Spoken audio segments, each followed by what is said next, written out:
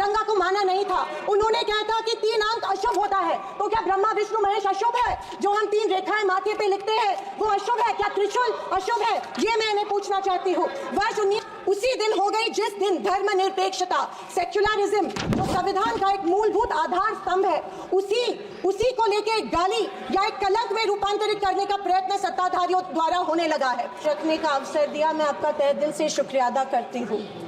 मैं उस राज्य से हूँ जहाँ संत ज्ञानेश्वर, संत तुकाराम और संत रोहिदास जैसे अनेक संतों ने समाज को प्रेम और सद्भावना दी।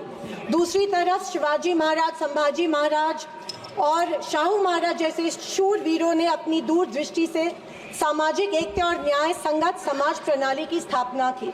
मैं उस महाराष्ट्र की पुत्री हूँ जहाँ महिलाओं के अधिकार सुनिश्चित करने हेतु अनेक आंदोलन द्वारा महात्मा ज्योतिबा फुले, क्रांति ज्योति सावित्रीबाई फुले जैसे समाज सुधारकों ने समाज को एक नई दिशा दी। मैं उस महाराष्ट्र की बेटी हूँ जहाँ के महान सुपुत्र डॉक्टर बाबा साहेब अम्बेडकर जी ने इस देश को संविधान के रूप में एक सशक्त और न्याय संगत लोकतांत्रिक मूलाधार प्रदान किया। पर आज उसी महाराष्ट्र में बीजेपी के सरकार के शपथ विधि के बिल्कुल 5 दिन बाद उसी संविधान की प्रत की विटंबना की जाती है। मैं इस बात का निषेध करती हूँ। परभणी जिले में संविधान के प्रत की विटंबना की गई। संविधान के हीरक महोत्सव के उपलक्ष्य में जब मेरे विचार रखने का मौका मुझे मिला तो मैं ये जरूर कहूंगी कि संविधान सिर्फ एक किताब या नियमों की एक संगति सूची नहीं है, बल्कि मेरी जान है संविधान, मेरी पहचान है संविधान और इस देश की आत्मा है संविधान।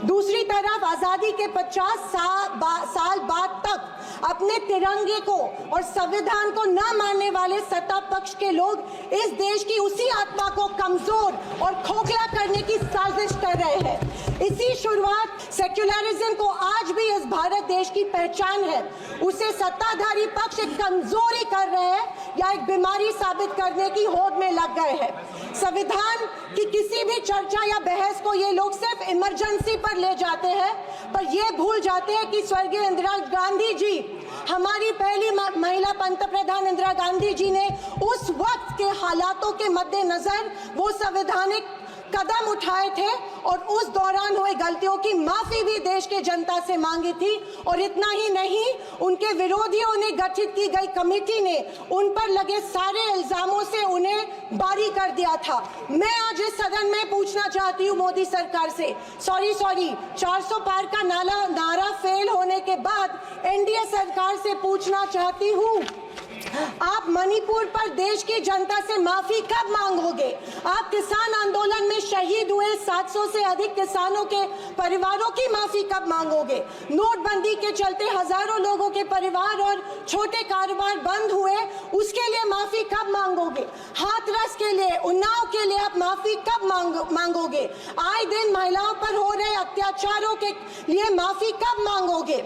जो बदलापुर में मासूम बच्चों के ऊपर मोलेस्टेशन हुआ, उसके लिए आप कब माफी मांगोगे?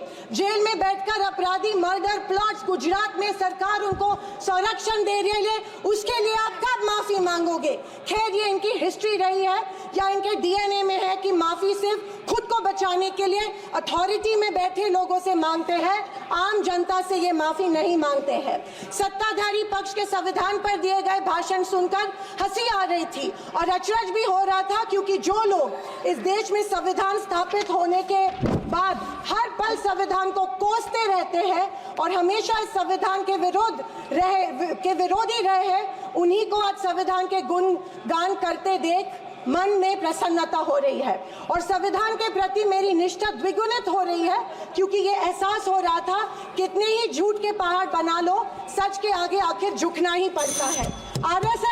आरएसएस ने तिरंगा को माना नहीं था। उन्होंने कहा था कि 3 अंक अशुभ होता है, तो क्या ब्रह्मा विष्णु महेश अशुभ है? जो हम 3 रेखाएं माथे पे लिखते हैं वो अशुभ है? क्या त्रिशूल अशुभ है? ये मैं पूछना चाहती हूँ। वर्ष 1993 में आरएसएस ने अपने श्वेत पत्र में संविधान को कचरे का ढेर करार दिया था। क्या ये तिरंगे के खिलाफ नहीं है? तत्कालीन आरएसएस प्रमुख ने उस टाइम संविधान को बदलने की मांग की थी। धन्यवाद। आरएसएस महिलाओं को हमेशा पुरुषों से कमजोर समझ समझती है। आरएसएस हमेशा महिलाओं को पुरुषों से कमजोर समझती है। ये अफसोस होता है कि प्रधानमंत्री जी उनके ट्विटर हैंडल फॉलो करते हैं जो महिलाओं को गंदी गंदी गालियां देते हैं। इस बात का अफसोस होता है कि प्रधानमंत्री हमारे देश के प्रधानमंत्री ये करते हैं। जनवरी 26, 2001 में इन्होंने तिरंगा माना और इतने सालों बाद तिरंगे को नागपुर में होस्ट किया।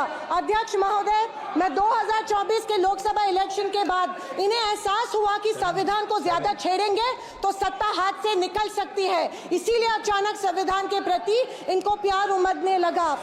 अध्यक्ष महोदय, विशेष रूप से राजनाथ सिंह जी ने, मैं उनका सम्मान करती हूँ, बयान में जाने अनजाने आजादी के बाद से लेकर 2014 तक सारी कांग्रेस सरकारों को ऐसे सर्टिफिकेट दे दिया जिसे कोई झुठला नहीं सकता। उनके मुताबिक संविधान की बदौलत एक गरीब का बच्चा प्रधानमंत्री बना, लेकिन उसकी नींव सर 2 मिनट सर प्लीज। मैं आखिर में यही कहना चाहती हूँ, मैं भारत का, मैं कुछ पंक्तियां कहना चाहती हूँ।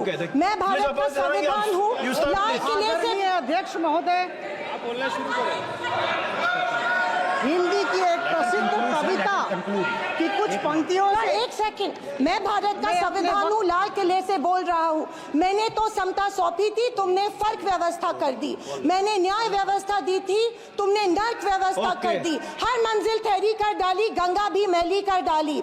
न्याय व्यवस्था भी रोती है, गुंडों के घर में सोती है। गांधी को गाली मिलती है, डाकू को ताली मिलती है। क्या आपराधिक चलन हुआ है?